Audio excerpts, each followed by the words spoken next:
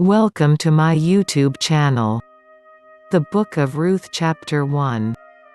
Naomi widowed. Now in the days of Ahasuerus, on the days when the judges ruled, there was a famine in the land, and a man of Bethlehem in Judah went to sojourn in the country of Moab, he and his wife and his 2 sons.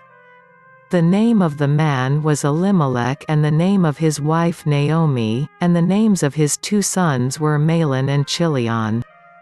They were Ephrathites from Bethlehem in Judah.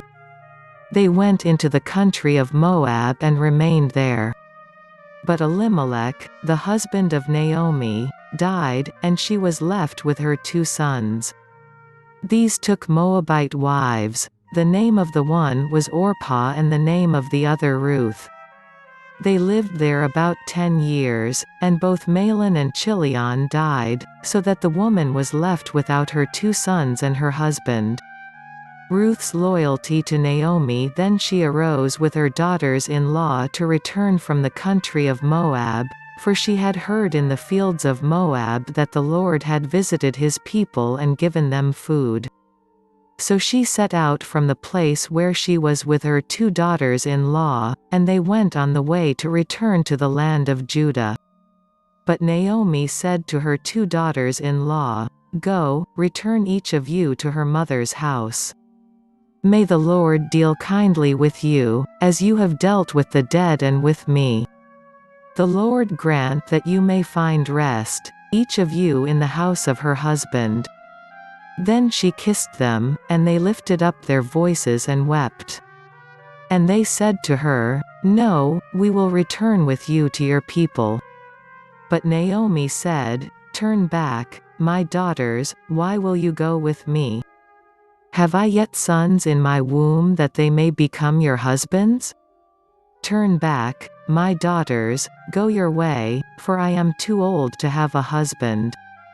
If I should say I have hope, even if I should have a husband this night and should bear sons, would you therefore wait till they were grown?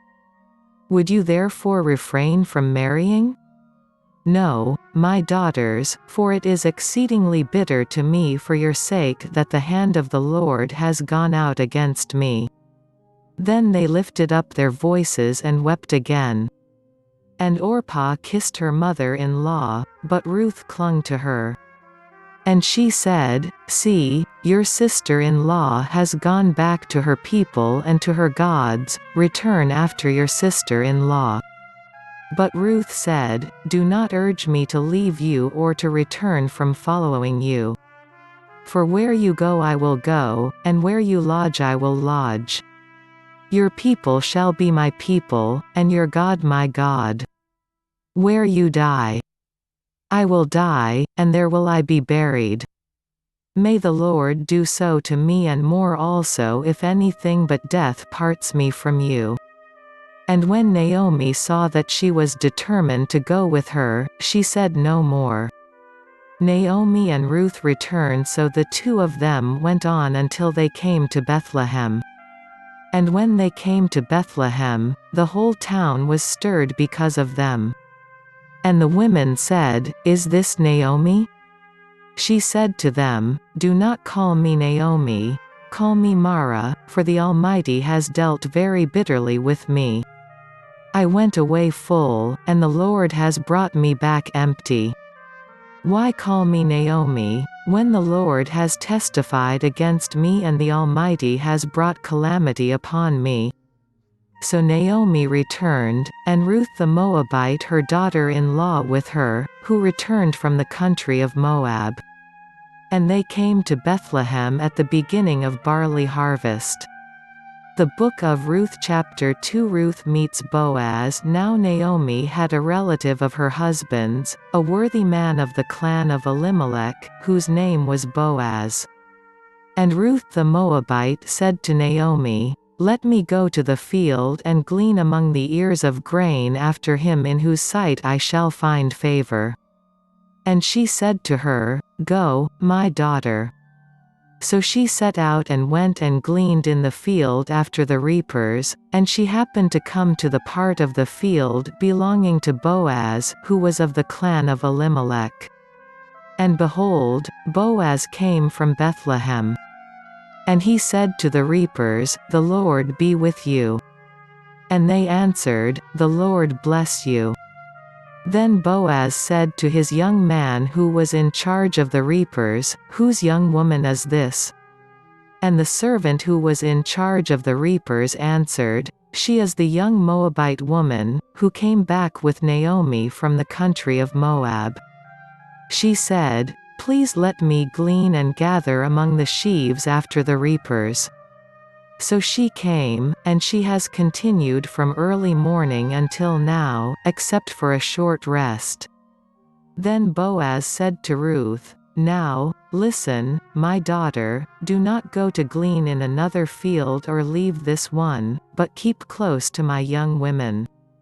Let your eyes be on the field that they are reaping, and go after them. Have I not charged the young men not to touch you? And when you are thirsty, go to the vessels and drink what the young men have drawn."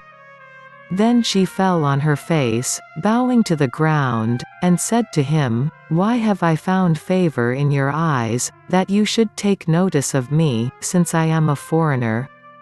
But Boaz answered her, "All that you have done for your mother-in-law since the death of your husband has been fully told to me, and how you left your father and mother and your native land and came to a people that you did not know before. The Lord repay you for what you have done, and a full reward be given you by the Lord, the God of Israel, under whose wings you have come to take refuge." Then she said, "I have found favor in your eyes, my lord, for you have comforted me and spoken kindly to your servant, though I am not one of your servants." And at mealtime Boaz said to her, "Come here and eat some bread and dip your morsel in the wine." So she sat beside the reapers, and he passed to her roasted grain. And she ate until she was satisfied, and she had some left over. When she rose to glean, Boaz instructed his young men, saying, "Let her glean even among the sheaves, and do not reproach her. And also pull out some from the bundles for her and leave it for her to glean, and do not rebuke her." So she gleaned in the field until evening. Then she beat out what she had gleaned, and it was about an ephah of barley. And she took it up and went into the city. Her mother-in-law saw what she had gleaned. She also brought out and gave her what food she had left over after being satisfied.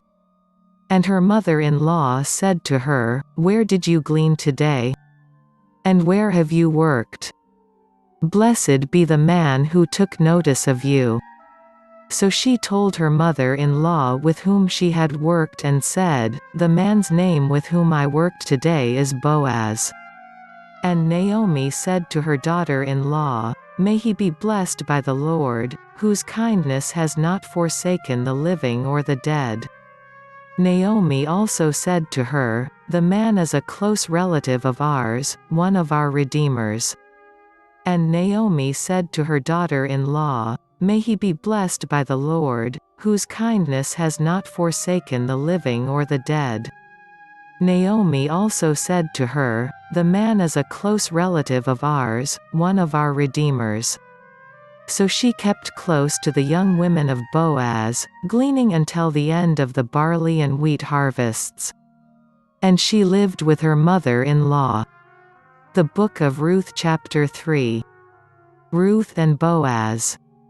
At the threshing floor then Naomi her mother-in-law said to her, "My daughter, should I not seek rest for you, that it may be well with you?" He remembered Vashti and what she had done and what had been decreed against her. "Is not Boaz our relative, with whose young women you were? See, he is winnowing barley tonight at the threshing floor. But when he lies down, observe the place where he lies. Then go and uncover his feet and lie down, and he will tell you what to do.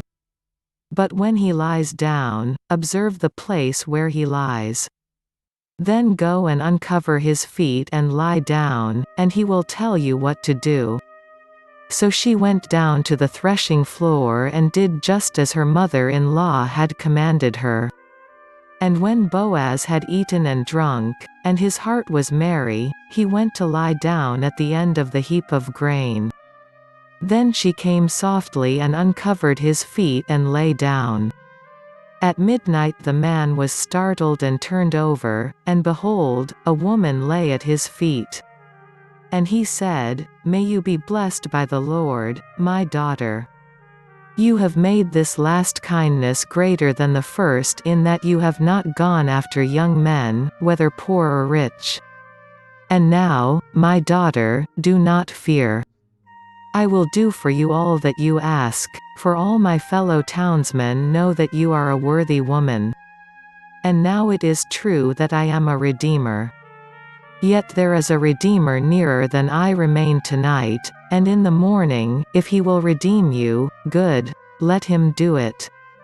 But if he is not willing to redeem you, then, as the Lord lives, I will redeem you.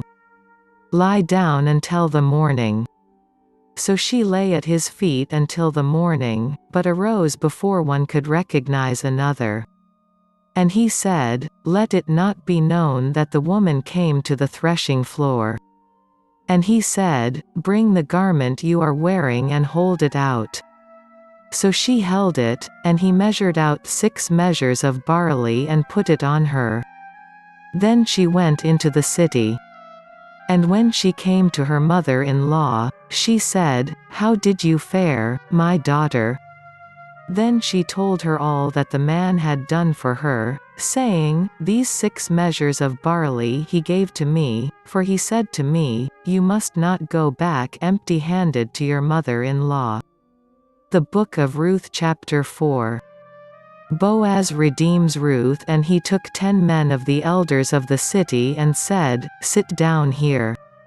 So they sat down. Then he said to the Redeemer, "Naomi, who has come back from the country of Moab, is selling the parcel of land that belonged to our relative Elimelech. So I thought I would tell you of it and say, buy it in the presence of those sitting here and in the presence of the elders of my people. If you will redeem it, redeem it. But if you will not, tell me, that I may know, for there is no one besides you to redeem it, and I come after you." And he said, "I will redeem it." Then Boaz said, "The day you buy the field from the hand of Naomi, you also acquire Ruth the Moabite, the widow of the dead, in order to perpetuate the name of the dead in his inheritance." Then the Redeemer said, "I cannot redeem it for myself, lest I impair my own inheritance. Take my right of redemption yourself, for I cannot redeem it." Now this was the custom in former times in Israel concerning redeeming and exchanging. To confirm a transaction, the one drew off his sandal and gave it to the other, and this was the manner of attesting in Israel. Then Boaz said to the elders and all the people, "You are witnesses this day that I have bought from the hand of Naomi all that belonged to Elimelech and all that belonged to Chilion and to Mahlon. Also Ruth the Moabite, the widow of Mahlon, I have bought to be my wife, to perpetuate the name of the dead in his inheritance, that the name of the dead may not be cut off from among his brothers and from the gate of his native place. You are witnesses this day." Then all the people who were at the gate and the elders said, "We are witnesses. May the Lord make the woman, who is coming into your house, like Rachel and Leah, who together built up the house of Israel.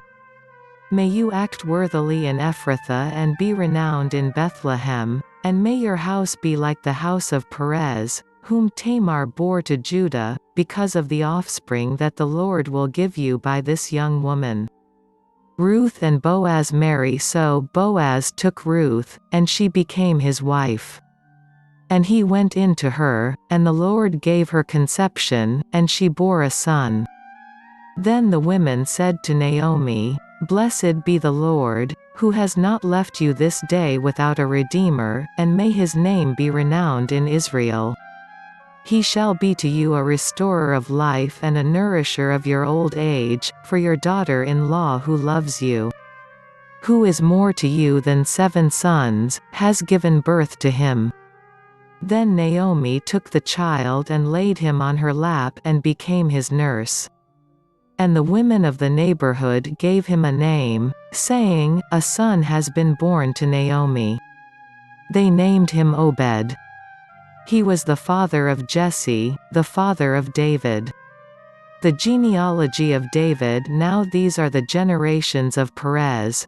Perez fathered Hezron, Hezron fathered Ram, Ram fathered Amminadab, Amminadab fathered Nahshon, Nahshon fathered Salmon, Salmon fathered Boaz, Boaz fathered Obed, Obed fathered Jesse, and Jesse fathered David. Thank you for watching. Hit the bell icon for notifications. Subscribe, like, comment and share.